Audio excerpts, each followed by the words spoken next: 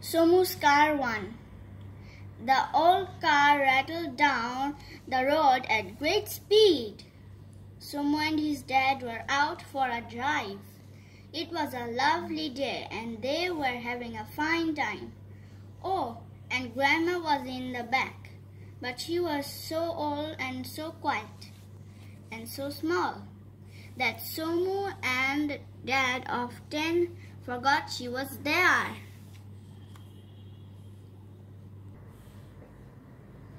Suddenly there was a loud bang. Not another one, sighed Dad. Puncture, puncture, cried Somu. Grandma got on with her knitting quietly. The last time I had a puncture, said Dad. As he got out of the car, it happened in town. A garage was close by, so we had the wheel changed in no time. I shall show you how it is done. Dad, a large, round man, rolled out of the car, went round to the back and opened the boot. We keep the jack in the dicky, said Dad. Jack, dicky, who are they? Dad asked Somu.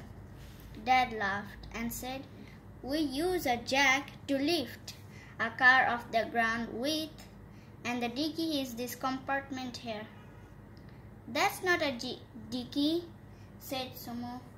I learned in school that is called the boot. Dicky sounds like a bird. And boot sounds like a shoe, said Dad, laughing at his joke. Dicky or boot, that's where we keep the jack. Somu watched as Dad took out the jack, a large spanner, and a long rod with a round bit at one end. Dad put the jack under the car and turned the rod till the car was lifted off the ground. Then he undid the nuts on the wheel. He explained to Somu what he was doing. Somu nodded and watched carefully. Now the wheel is off, we can put the other one on, said Dad. Which other one? Dad asked Somu. The one in the dicky or boot, replied Dad. The one with the hole in it, asked Somu. No, said Dad. This one has a hole in it. The other one is spare. The wheel is the spare wheel. But that has a hole in it too, said Somu. Look. Dad took the spare wheel out of the boot. He stood there scratching his head. Somu was right. The other tire had a great big hole in it. Oh dear, said Dad.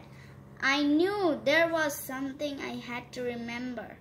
The last time we had a puncture, I never got the tire repaired. Now what shall we do? Asked Somu.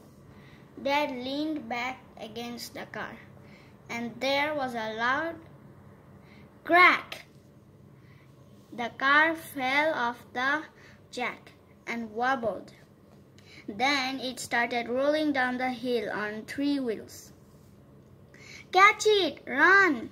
Shouted Dad, running after it. Somu and Dad ran after the car with 3 wheels. The faster they ran, the faster went the car. Always remember, son, puffed Dad. Remember what, Dad? Panted Somu. Always puff, puff. Remember, puff. Continued Dad. Puff, pant. 2. Put on the hand.